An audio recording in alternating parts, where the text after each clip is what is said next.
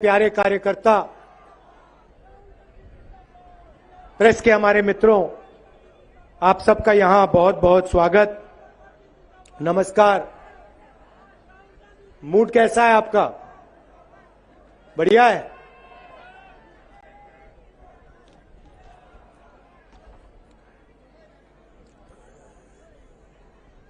BJP के जो नेता हैं, कभी आप उनका भाषण सुनो तो वो आदिवासियों को वनवासी कहते हैं। आपने देखा है कि आप जो हमारे आदिवासी हैं उनके लिए नरेंद्र मोदी जी ने, आरएसएस के लोगों ने, बीजेपी के नेताओं ने एक नया शब्द निकाला है। उन्हें वो वनवासी कहते हैं। आदिवासी शब्द में और वनवासी शब्द में बहुत बड़ा फर्क है, जमीन आसमान का फर्क है। पता नहीं आपने देखा या नहीं, कुछ समय पहले बीजेपी के एक नेता ने, मध्य प्रदेश के नेता ने एक आदिवासी युवा के ऊपर पेशाब किया। आपने वीडियो देखा है? देखा है ना? उसमें नेता खड़ा है, आदिवासी बच्चा वीडियो में है, नेता उस पर पेशाब कर रहा है और फिर उसके बाद नेता ने वीडियो को वायरल किया। अब आप सोचिए इनकी विचारधारा के बारे में। ये आदिवासी युवा पर पेशाब करते हैं और फिर उस वीडियो को वायरल करते हैं, पूरे देश में फैलाते हैं और ये दिखाना चाहते हैं, आदिवासियों को दिखाना चाहते हैं कि उनकी जगह कहां होनी चाहिए। इसीलिए उन्होंने आपके लिए ये वनवासी शब्द निकाला है। ये सोचते हैं कि आपकी जगह, जंगल में जो जानवर रहते हैं वैसी आपकी जगह होनी चाहिए। जैसे इनके नेता जानवरों से बर्ताव करते हैं। आपने कभी बीजेपी के नेता को जानवर पे पेशाब करते हुए देखा है? नहीं देखा ना? मगर आदिवासी पे बीजेपी के नेता को आपने पेशाब करते हुए देखा है। क्यों? ये आपके, इनके दिमाग में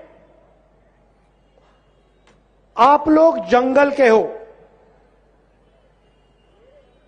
जैसे जानवर जंगल में रहते हैं वैसे ही आपको नाम देते हैं वनवासी। इसका कारण है भाइयों और बहनों, क्योंकि आदिवासी शब्द एक क्रांतिकारी शब्द है। आदिवासी शब्द के अंदर, इस शब्द की गहराई में आपकी सच्चाई छुपी हुई है। आदिवासी का मतलब जो इस देश के पहले और असली मालिक हैं। आदिवासी का यह मतलब है। मतलब इस देश की सारी जमीन, इस देश का जंगल, इस देश का जल एक दिन आपका हुआ करता था और वो जंगल, जमीन और जल आपके हाथों से लिया गया है। आदिवासी शब्द का यह मतलब है और इसलिए बीजेपी इस शब्द को प्रयोग नहीं करना चाहते, क्योंकि अगर बीजेपी इस शब्द का प्रयोग करेंगे तो बीजेपी को आपका जल, आपका जंगल और आपकी जमीन आपको वापस देनी पड़ेगी।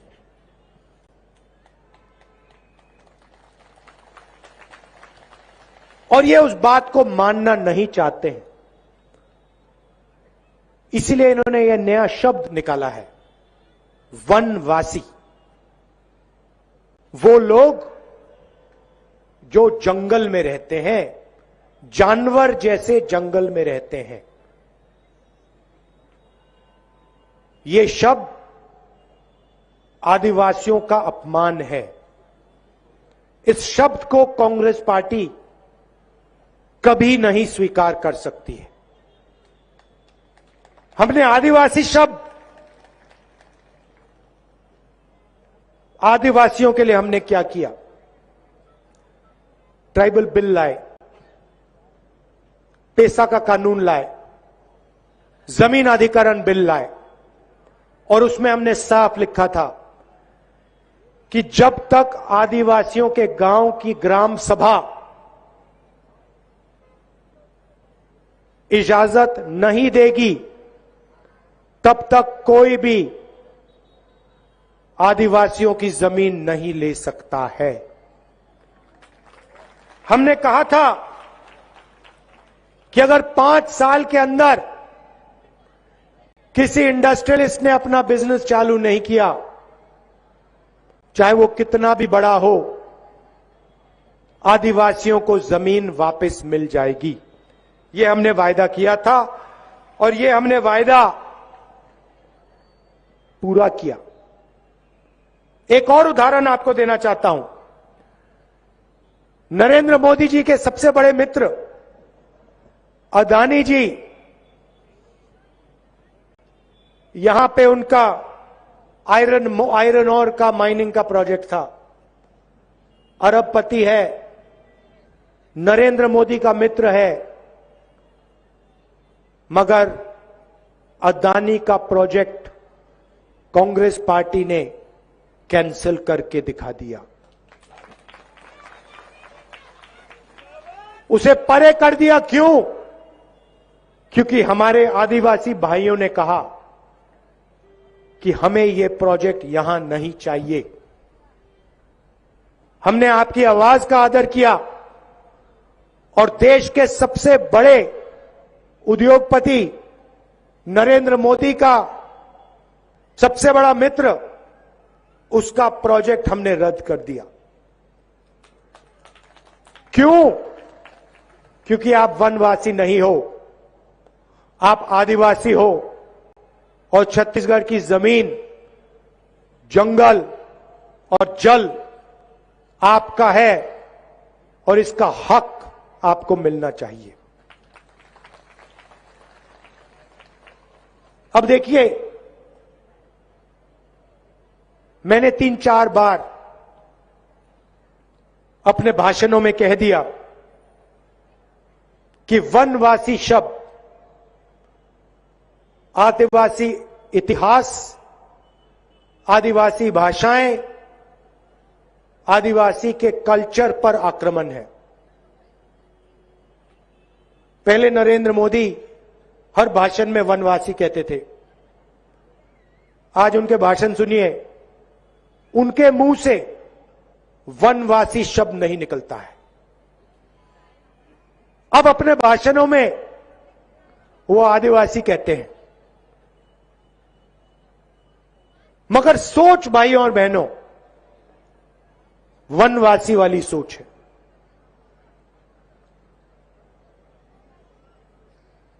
आज अपने भाषण में उन्होंने कहा कि हिंदुस्तान में एक ही जात है और वो है हिंदुस्तान का गरीब।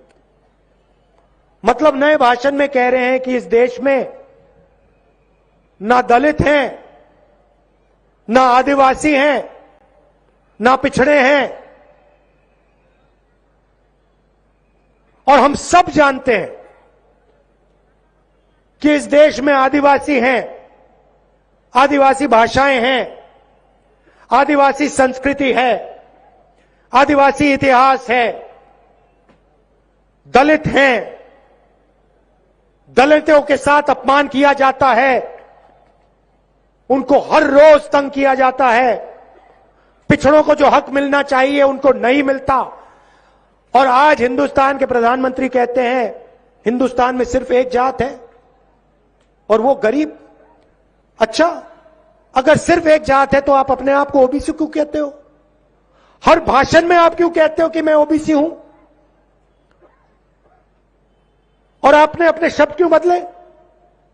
मैंने 3-4 बार अपने भाषणों में कहा कि वनवासी आदिवासियों पर अपमान है। आप अपने भाषण में आज वनवासी क्यों नहीं कहते? क्योंकि आप जानते हो कि जो आपकी सोच है वो आदिवासियों की अपमान की सोच है। इसलिए आपने अपने शब्द बदले, मगर आपने अपनी सोच नहीं बदली।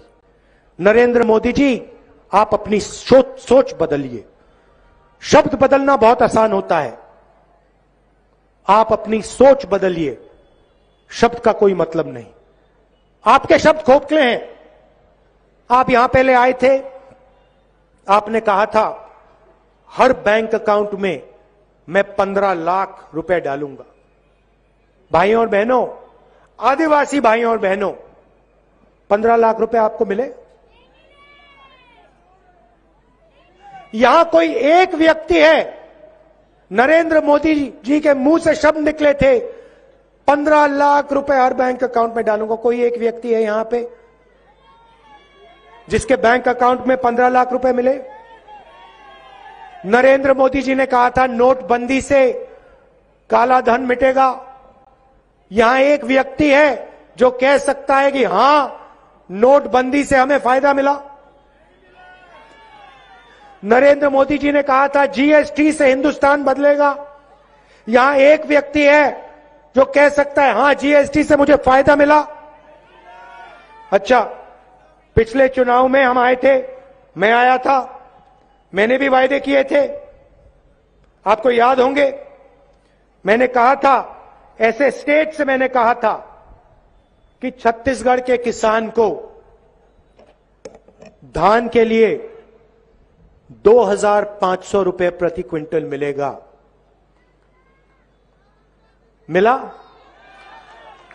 यहां एक व्यक्ति है जो कह सकता है कि आज छत्तीसगढ़ में किसान को 2,500 रुपए प्रति क्विंटल नहीं मिल रहा है? मिल रहा है।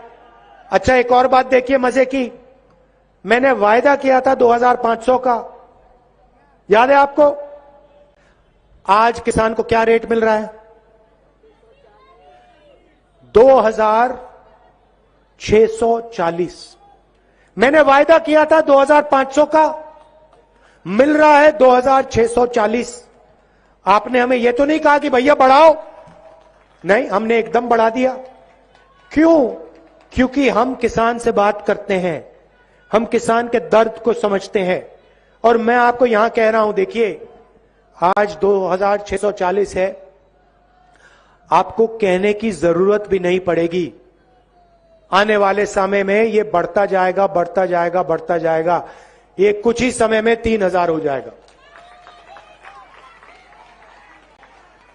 नरेंद्र मोदी जी ने कहा था कि कांग्रेस पार्टी किसानों का कर्जा माफ नहीं करेगी। मैंने अपने भाषणों में कहा था, पहली मीटिंग में छत्तीसगढ़ के किसान का कर्जा माफ होगा। भाई और बहनों, कुछ ही दिन पहले मैं खेत में गया, मैंने 2 घंटा धान काटा। वहां पे किसानों से मैंने पूछा, आम किसान से मैंने उनसे पूछा, भैया एक बात बताओ,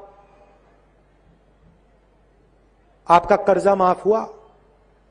मुझे कहते हैं, राहुल जी आप क्या कह रहे हो, मेरा कर्जा माफ हुआ जो मैं सपना भी नहीं देख सकता था।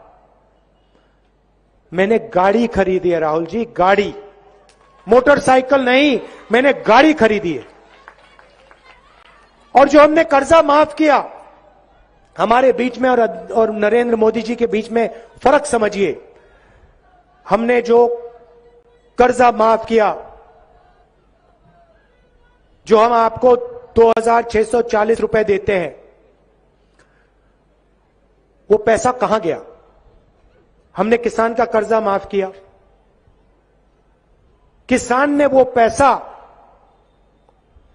अपने गांव में खर्च किया। मजदूर को हम पैसा देते हैं, पहले हम 7,000 रुपए देते थे, चुनाव के बाद हम 10,000 रुपए देने जा रहे हैं। मजदूर और किसान को जो हम पैसा देते हैं, मजदूर और किसान उसके पैसे को गांव में खर्च करता है, गांव में खर्च करता है ना। मजदूर और किसान अमेरिका में जाके खर्च तो नहीं कर सकता, तो गांव में खर्च करता है। फिर फायदा किसको होता है? छोटे दुकानदार को होता है। किसान जाता है, कपड़े खरीदता है, बिस्कुट खरीदता है, बच्चे के लिए चॉकलेट खरीदता है, फायदा छोटे दुकानदार को होता है। तो पूरा का पूरा पैसा गांव में पहुंचता है। नरेंद्र मोदी जी क्या करते हैं? यहां पे कहते हैं अदानी जी को जमीन दो, अदानी जी आपकी जमीन छीन लेते हैं।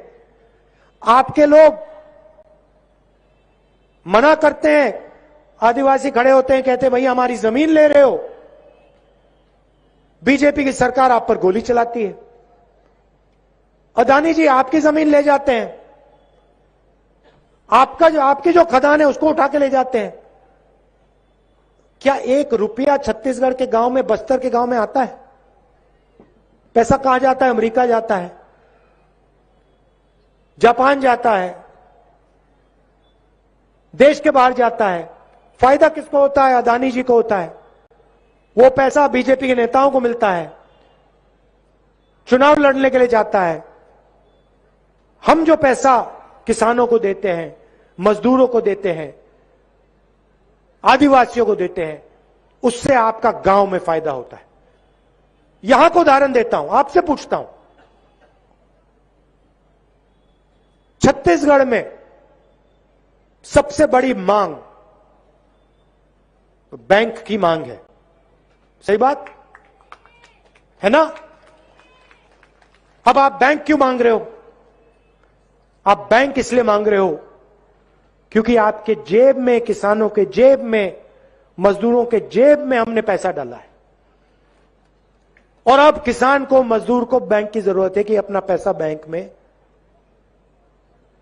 सुरक्षित करे, सुरक्षित रखे। आदिवासियों को तेंदुपत्ता के लिए बीजेपी 2,000 रुपए देती थी, एक बोरी के लिए 2,000 रुपए देती थी। समय याद है आपको? कांग्रेस कितना देती है? 4,000। और चुनाव के बाद हमने कहा है 4,000 रुपए हम हर आदिवासी को बोनस देंगे, सीधा बैंक अकाउंट में। तो जो हम कहते हैं हम करके दिखाते हैं। हमने वायदा किया था कि हम आपको कर्जा माफ करके दिखाएंगे, 2,500 रुपए प्रति क्विंटल पैसा देंगे, मगर हम वहां नहीं रुके। हम एक योजना लाए किसानों के लिए, किसान न्याय योजना। भाइयों और बहनों, 23,000 करोड़ रुपए हमने 26 लाख किसानों के बैंक अकाउंट में डाल के दिखा दिया। अब बीजेपी आती है, भाषण कर जाते हैं, आपको कहते भैया आप तो जंगल के हो, वनवासी हो, अदानी जी को अपनी जमीन दो, गोली खाओ। ये जो आदिवासी बिल है, पैसा कानून है, इसको कोई जरूरत, इसकी कोई जरूरत नहीं है, इसको रद्द करो। जमीन अधिकारी बिल है, अधिकार बिल है, इसको खत्म करो। और आपका जंगल, आपकी जमीन, आपका जल आपसे छीनते हैं। यह फर्क है उनमें और हम में। जगदलपुर के लिए हमने क्या किया मैं आपको बताता हूं। जो स्कूल बंद हो गए थे, 300 स्कूल हमने फिर से खोले। बीजेपी के समय जो स्कूल बंद हुए हमने खोले। 23,000 लोगों की जमीन हमने उनको वापस दी। फॉरेस्ट राइट एक्ट में मैंने आपसे कहा कि अदानी जी का जो आयरन और प्रोजेक्ट था उसको हमने रद्द किया। रूरल इंडस्ट्रियल पार्क खोले, 10 कारखाने हमने खोले हैं, 8 स्वामी आत्मानंद स्कूल हमने आपके लिए खोले हैं, जिसमें आदिवासियों के बच्चे अंग्रेजी सीख रहे हैं। अच्छा, बीजेपी के लोग कहते हैं हिंदी सीखो, छत्तीसगढ़ी मत सीखो, अंग्रेजी मत सीखो। हम कहते हैं हिंदी की जगह है, छत्तीसगढ़ी की जगह है, अंग्रेजी की भी जगह है। क्यों? छत्तीसगढ़ में किसी से बात करनी है छत्तीसगढ़ी में बोलो, हिंदी में बात करनी है, यूपी में जाना है हिंदी का प्रयोग करो, बिहार में जाओ, दिल्ली जाओ, हिंदी में बात करो। देश से बाहर किसी से बात करनी है, कंप्यूटर चलाना सीखना है, गूगल पे सर्च करना है, कॉल सेंटर में काम करना है, यूनिवर्सिटी प्रोफेसर बनना है, अंग्रेजी। अब आदिवासी बच्चा अगर कल कोई इंटरनेशनल बिजनेस खोलना चाहे, अमेरिका में अपना माल बेचना चाहे, तो उसको अंग्रेजी की जरूरत पड़ेगी। अंग्रेजी के बिना वो काम ही नहीं कर सकता। इनकी सोच है कि आदिवासी अंग्रेजी ना सीख जाए।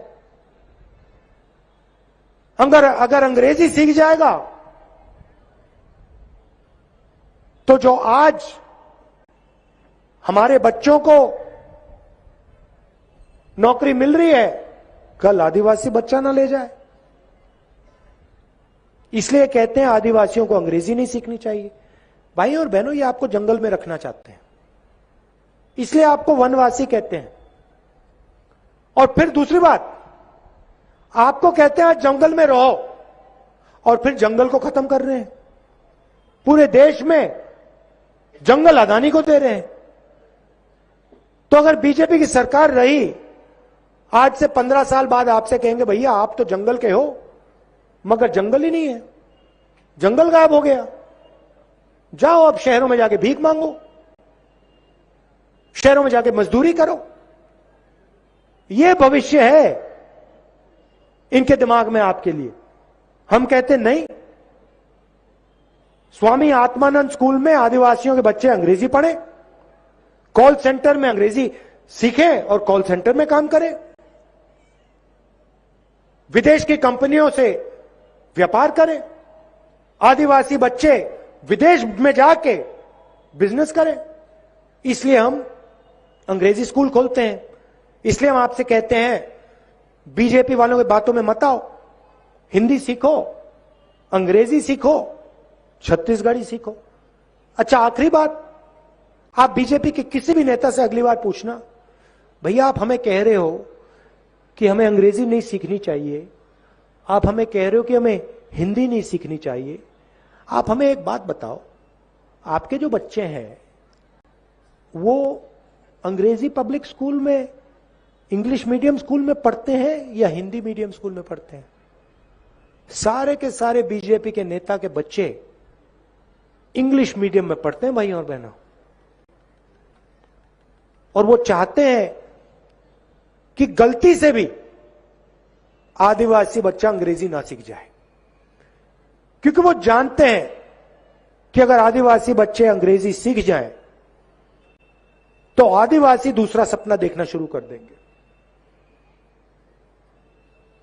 आदिवासी बच्चे पायलट बनने की कोशिश करेंगे, इंजीनियर बनने की कोशिश करेंगे, डॉक्टर बनने की कोशिश करेंगे, कंप्यूटर चलाना सीखेंगे, और ये नहीं चाहते कि आपके बच्चे ये काम करें।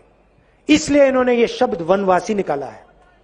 और मैं बता रहा हूं आपको, ये जो इनका शब्द है ना, इस शब्द को कांग्रेस पार्टी मिटा के दिखा देगी।